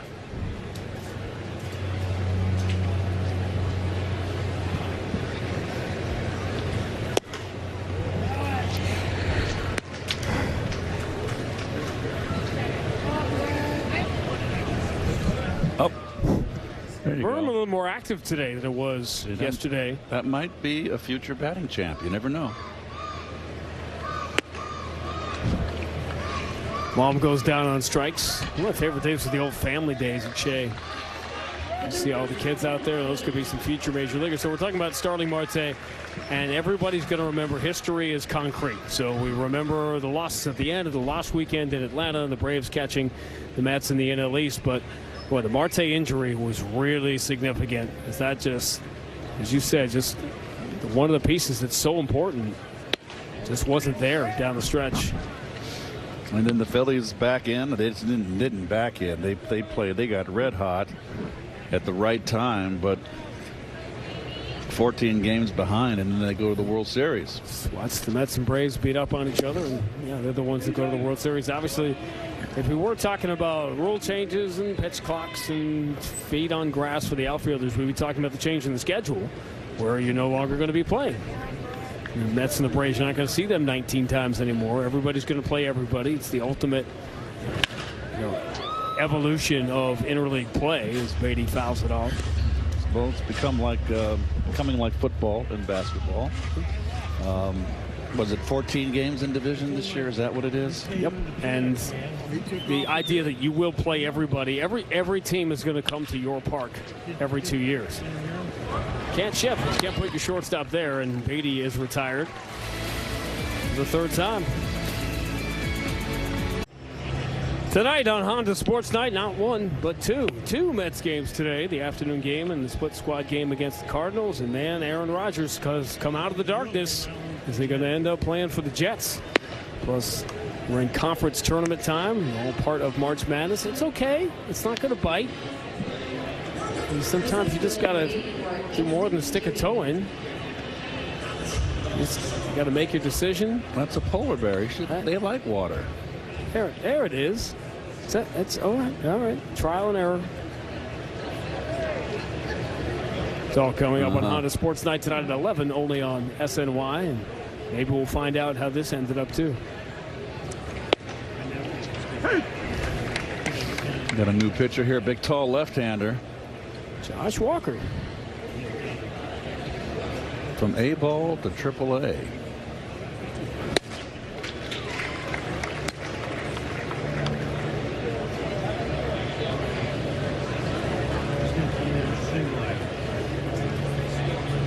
Pitched in a couple of games for the Mets in the spring. 2 innings, giving up a run on 1 hit. 28 years old.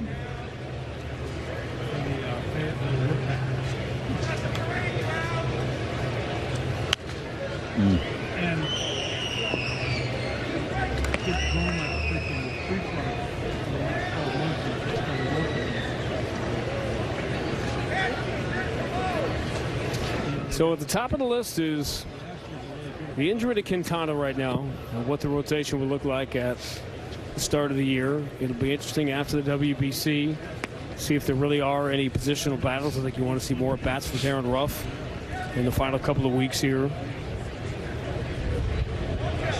You know, how much are Beatty and Alvarez and Mauricio going to open eyes and force hands? Certainly looks like Syracuse is going to be pretty good to start the year. I mean, as you said, if those guys are a full year at AAA, which is invaluable, it could be a really important year. And again, going back to my era, I'm thinking about Tidewater in 1983.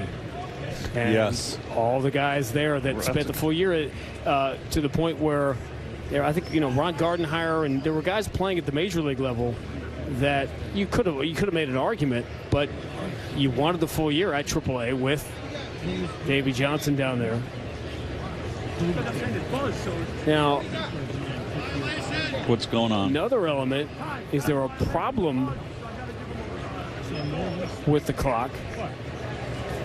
We deal with that sometimes in the NBA. What if it doesn't work? Yes. It is down.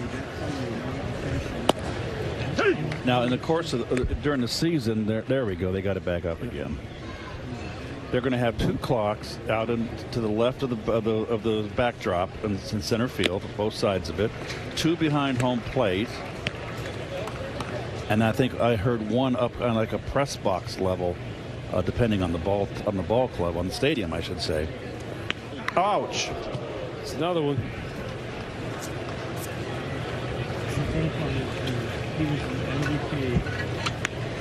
Joe Perez is hit.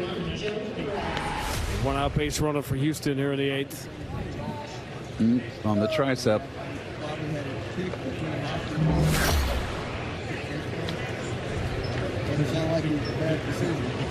Okay, it's down again. The clock is down.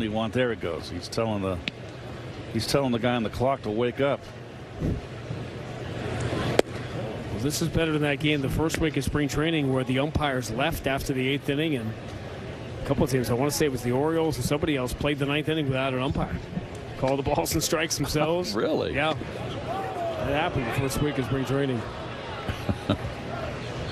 Honor system. It's like it's the Sandlot game. Do you feel generous? Oh, that. Okay, it's a ball. It just missed. Oh, thank you.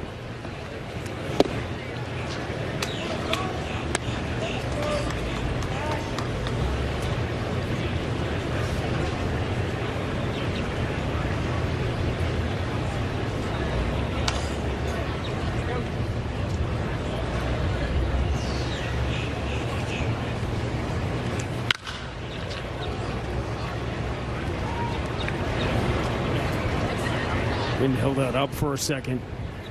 So as the decisions end up getting made, and I think everybody knew the Mets are going to use 6, 7, 8, 9 starters, as a lot of teams will by the time this year is over. If Peterson is healthy, Tyler McGill is there, Lucchesi as well. Correct. As a hitter, who do you not want to see if you're a hitter? Look at it from that side of it, from that approach. Who's the most dangerous pitcher to get thrown into that spot? A temporary 5th starter. Well, that's that's hard to tell because there were certain pitchers. This one should stay in play. It absolutely will. Mom under it, will glove it. There were certain pitchers, Sean, that were average, below average. I don't want to say mediocre. That gave me trouble. And then there were certain pitchers that were Hall of Famers, and I didn't have a problem. I didn't mind facing them. So it's hard to put your finger on it. I think they've all got an upside. McGill, Peterson, and I like Lucchesi because he's a left-hander and he's got that funky motion. That mixes it up. After you could be coming at a situation where you're seeing, say, Verlander and Scherzer. All of a sudden, that could be a real change of pace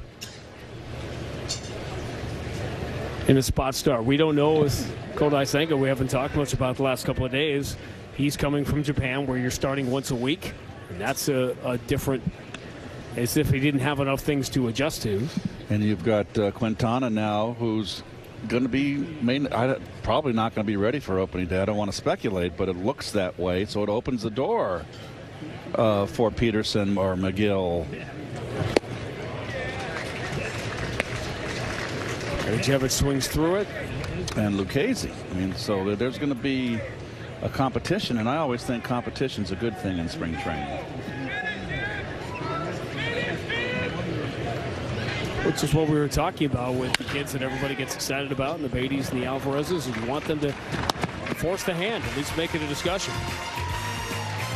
Mets have been in control as the battle rages on at the beach.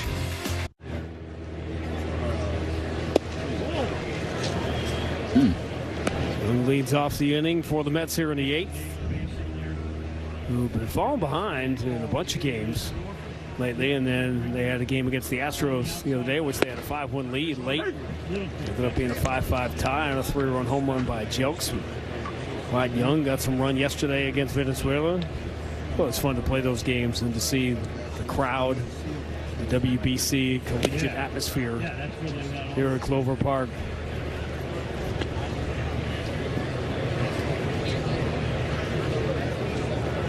It's going to be a fun watch. WBC already underway.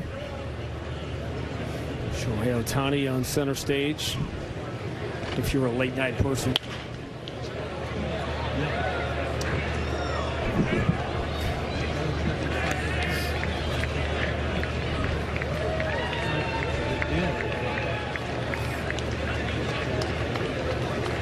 That was sort of, finishing that story about you getting sent back down, as difficult as it was. As Young finds the third base lines. The Mets have had a couple of those today, and a leadoff single here in the 8th. In the end, was it beneficial? Going down? Yeah. Absolutely. I was not mentally ready for the big leagues. I still, it's daunting. I was 20 years old. I was, a little over 2 years out of high school, if you think about it. And all of a sudden, there's Steve Carlton on the mound, and there's Tom Seaver. It was, I felt like a sapling in a great forest. I just wasn't ready. And interesting that Lou Brock, I know I always mention Lou, but Lou mentioned that Ernie Banks was his mentor. And Ernie Banks told him, Lou, get rid of the face. You're coming up, you're facing guys, like I had the same, everybody goes through it, that you've had your baseball cards. He goes, just think in terms of his hand, the ball coming out of his hand, and remember this. Once the ball's out of the pitcher's hands, you are in control. The pitcher is not in control anymore. You are in control. And I thought that was pretty good advice. I mean, coming from the Hall of Famer Ernie Banks to a future Hall of Famer in Lou Brock. Lou Brock's just a great in the base stealing era that it was in the 60s and 70s. Speaking of baseball cards, I remember those as a kid. You said Lou Brock, all-time base stealing record and base stealing this, and he played an awful long time for that era. Well, Lou. Oh, get over there. Covering first. It's spring training, everybody.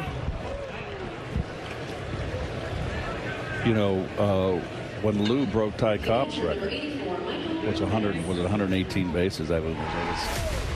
And here's the who's got first? Who's on first? Pitcher's got to get over there. Drill. Lou was in his mid-30s. Yeah. Everybody forgets that. Which at that time we started the day talking about. Oh yeah. Everybody should have one of those.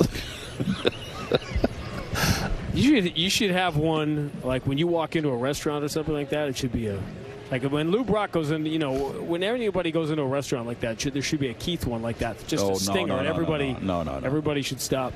No. Only Lou. That was super 70s right there. Perez swings through the breaking ball. Garcia in his second inning of work. So the whole point of that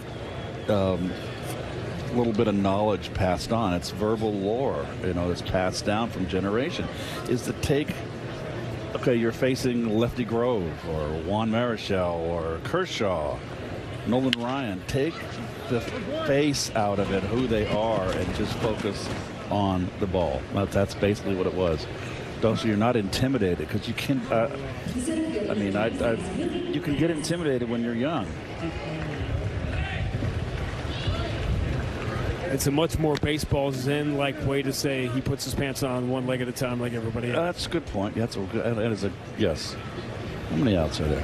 There are 2 outs, and that ground out to first, Keith, moved Young over to third. Okay, and so now 90 feet away, another insurance run in this gripping 6-2 game in the bottom of the 8th. You guys were talking the other day about what you want your record, and you don't want to be 25-8 in spring training. You don't want to be 8-25. You just want to be like George Costanza, right? Be that C+ student, just ride the curve. You kind of want to right in the middle, a little above. It's kind of like for each individual, you want to turn it on the last week, and as a team, you want to turn it, kind of get that flow as a team as well the last week. Whoa! And that one gets away, and Young will try it in those final 90 feet, and there's the insurance run, and it's 7-2. Well, that one got away from him. One more look. Just a little bit inside. How did that not hit him?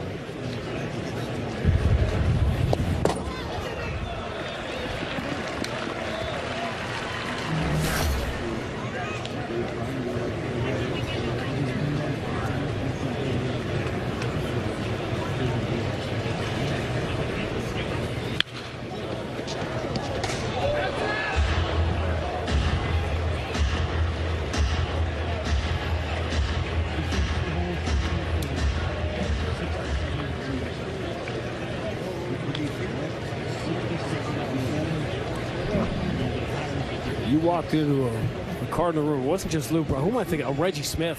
Yep. And guys that had sort of been around. And that's a big, I mean, age 20 versus 23, 24 when you've been in the, that's a huge, maturity difference. There was Rick Wise, Joe Torre, Ted Sizemore, Lou, of course. It was a veteran team. Sonny Siebert. I mean, I was like, they're all like 30-year-old guys, 32, and I was like 20 years old. And you made the mistake of trying to hang out with them one night. No, they didn't want. Oh, I stayed away. Just sidle over. Hey, guys. That was back in the day when strike 3, the inning's over. That was back in the day when you were a rookie, you were a plebe, you kept your mouth shut. As long as your scorebook is neat.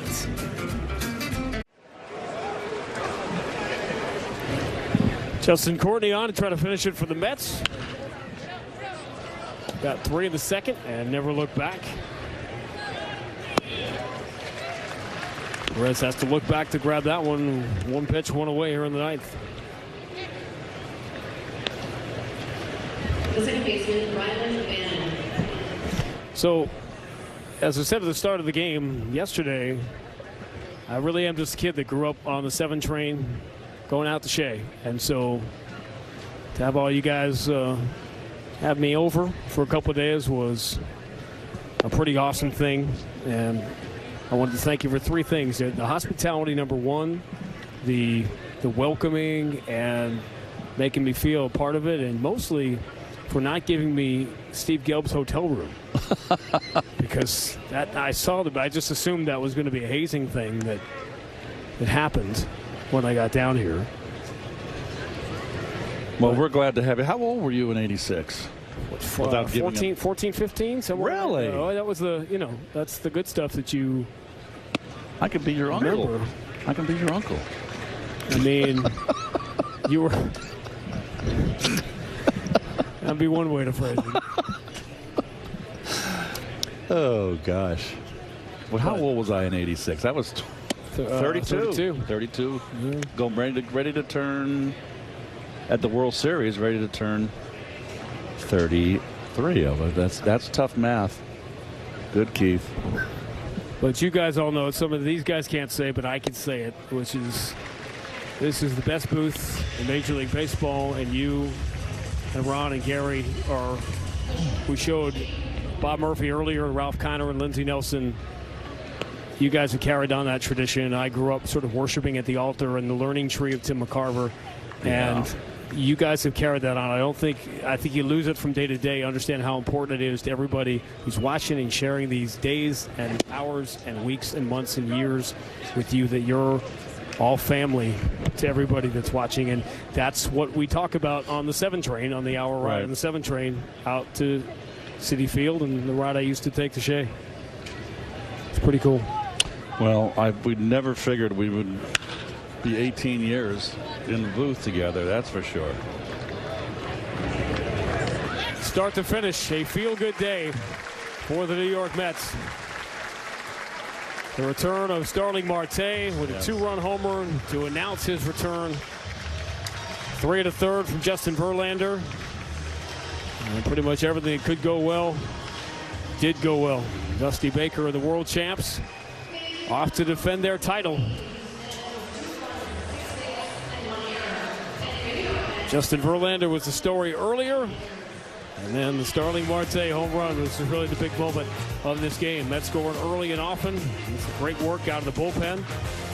Hold the Astros to 6 hits. 6 hits, that's the CDW game summary. New York Mets baseball at SNY is brought to you by CDW. By HSS, the official hospital of the New York Mets. And by Nissan. Catch these offers while you can at the Nissan Thrill of the Drive sales event. Shop NissanUSA.com. Mets win it 7-2. In control, start to finish. Next telecast Sunday at 1 when the Mets take on the Tampa Bay Rays on Pix 11. Our next SNY telecast will be Tuesday at 1 when the Mets face the Washington Nationals right here on SNY. For Michelle, for Keith Hernandez, and time with Ron Darling yesterday, I'm Sean Grande. Thanks for having me, everybody. Feel good day for the New York Mets.